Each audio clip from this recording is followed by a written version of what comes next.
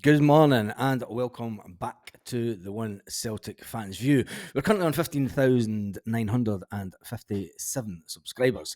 I'm sure that we'll hit that 16,000 one night on the live this week, so make sure you join us for the live. It's a new time at 6:30 p.m. Every night we do a live where we talk about everything Celtic. There is some Celtic transfer speculation kicking around this morning. It's a bit of a bad news as far as I think. But is it a player that Celtic would have went for anyway? And would he move to Celtic or will he move down south? Would he move to a club down south? Anyway, before we talk about that, we need to listen to the one and only Chris Sutton, who was having a little talk about the weekend game. So Celtic on penalties against Aberdeen. Joe Hart took Celtic's fifth. Whoa! You can't. How the fuck do you get Chelsea and Celtic mixed up?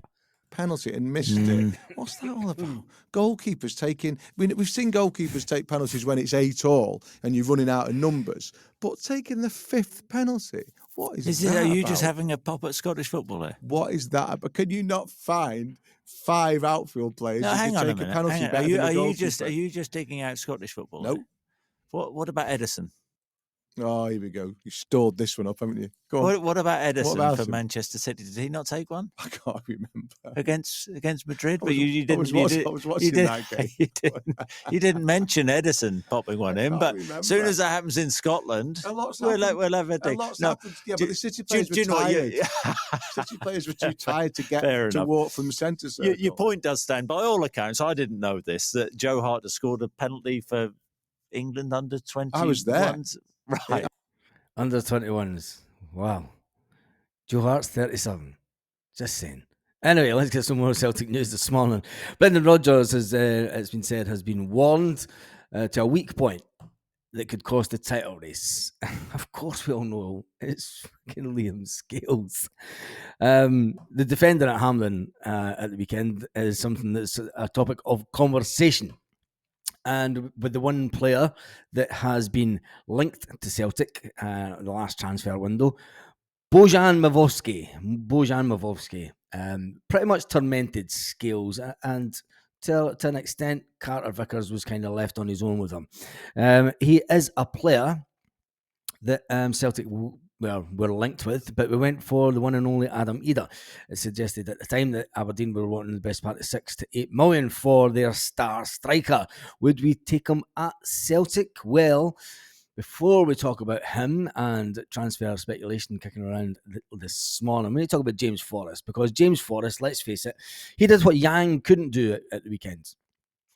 Stay on the wing and cut inside at the 18-yard line. Let's face it, I mean, I said last night in the live, I said at the game at the weekend, I said in the pub, I said I would have had Yang off within the first 10 minutes. He managed to last 10 minutes into the second half. He did manage to last 10 minutes into the second half. And then you could see the difference with Yang. It was coming far too inside. And what are the boys in the pub were saying? They said, no, Brendan Rodgers must be telling him to do that. I said, not a chance. Brendan's teams always play right on the wing at Hampden. They use the full width of the pitch. Yang's coming inside on his own accord. I'm telling you that now.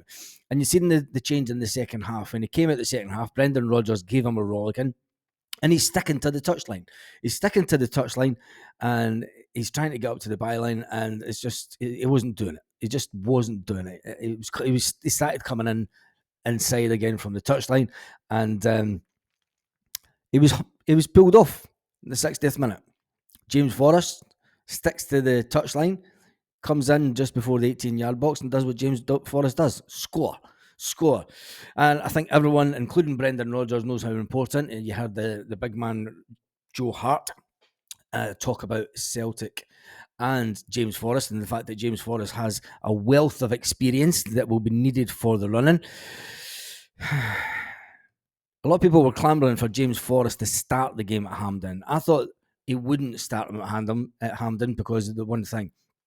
He likes to stick to the players he thinks is going to be important for him next season at this time of year. And he obviously thought that Yang could be. Everyone and their everyone that's speaking about it last night was saying, look, Yang shouldn't be anywhere near Celtic. He's just not good enough. Is he the type of player? You got to remember, he's only 21, and we tend to send out. If he came through the system at Celtic, he would have been pumped out on loan by now and said, go and prove yourself and then come back. A bit like what Mikey Johnson's done. Mikey Johnson's been put out on loan a couple of times, and Mikey Johnson's pretty much having a fantastic time down there in England. It was a fantastic performance by James Forrest. He was taken off again, and he was taken off but purely so that the manager could rearrange the team and try and save the game, but that didn't work out too well. Anyway, the talk has all been around Liam Scales, and everyone's relieved that they managed to win on penalties. The defence, Scales, is it a warning that we need to do better? I think that we definitely need to go out and buy a new defender for the Champions League next season. I think that Gustav Lagerbielke will be on his way to the door. I've said that many a time. And has Rocky done enough to cement his place in that team? We paid 4.3 million for the big man, and I just think as a player, if he's going to be good enough, you're expecting him to be able to push out Liam Scales. But I did say at the beginning of the season, watch out for the partnership of Liam Scales and Cameron Carter-Vickers cementing themselves to the end of the season, because Liam Scales was the most improved player at Celtic at the beginning of the first half of the season. We know what Liam Scales has in him in his locker, and he does have these little mistakes. Can he improve that as a player? And can we afford to wait and see if he can improve before the Champions League next year if Celtic do win the league? Now, on to transfer speculation, and a player that tormented Celtic at the weekend and scored the first goal for Aberdeen, Bojan Mavovsky. He is a player that was linked to Celtic last transfer window. He was linked heavily with Celtic, and Celtic decided to go for a loan move for Adam Ida. Even though we knew the possibility that two of our strikers, the only two strikers that we had at Celtic, could possibly go into the Asia Cup. Thankfully for us, it was only O that went to the Asia Cup, and the one and only Kyogo stayed with Celtic during that time, which was much needed. Now, when it comes to Bojan Mavovsky, it looks like he may be subject of a big move this summer. Celtic again have been linked with the player, but as have Southampton. Now, this is where it gets interesting. You know how Celtic like to have Scottish players in the mix? Che Adams enters the final months of his contract at Southampton, and there's doubts about whether he will stay at Southampton. So Southampton have now been looking at Bojan Mavovsky as a target. He's been on the Southampton radar for the past couple of months, and it's been no surprise it's coming out of Southampton to say if they went back to Aberdeen. It's been a disappointing second half of the season for the player, but he scored 14 goals in 33 games so far.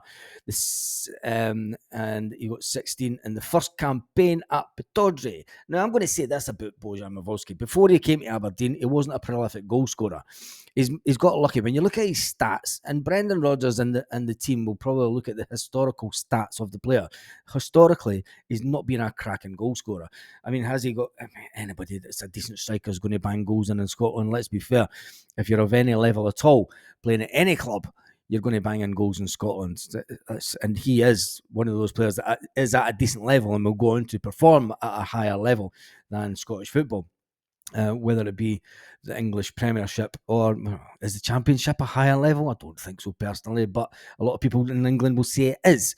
I don't think so because, well, Scotland's SPFL, that's not even the first division, really, is it? Anyway, will Mavovsky go to Celtic? Rangers have been potential suitors. I don't think he'll go there. I think Celtic are going to lose out to Southampton by the looks of it on this one. It looks like he will be ready for a move. Scottish Cup semi-final was his big soiree in Scottish football.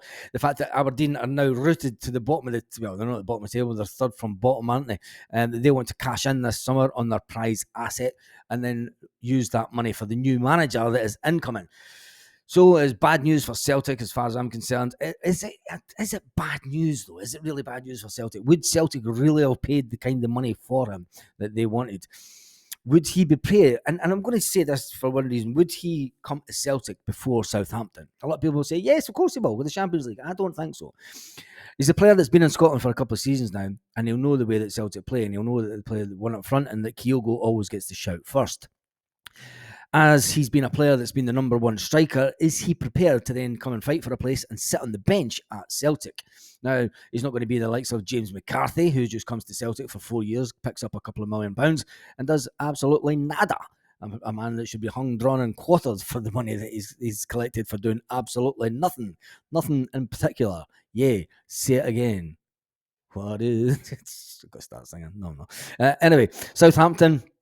I think Bojan Mavovsky will head south, and Southampton could be one of the clubs that will come in for him. I think that Celtic will lose out. I don't think he's the type of player that will be prepared to come and sit behind Kyogo. He's a first-team player. He knows he can do it at a good level. He's never going to come and sit on the bench for Celtic. Sorry, Celtic, but I think we will lose out on that one. And we'll go the typical Celtic way. We'll go out and we'll buy someone cheaper, less experienced, and it's got Adam Ida written all over it, hasn't it? Anyway, we move on. And we do move on. We'll get ready and we'll go out to work. Anyway, it is that time of day. We are on 15,957 subscribers. Trying to get to 16,000 before the end of the season. 20,000 before this Christmas. Yes, we want 20,000 sitting in our... 20,000 before Christmas. On that note, have a fantastic day, Celtic fans all around the world. Way to work.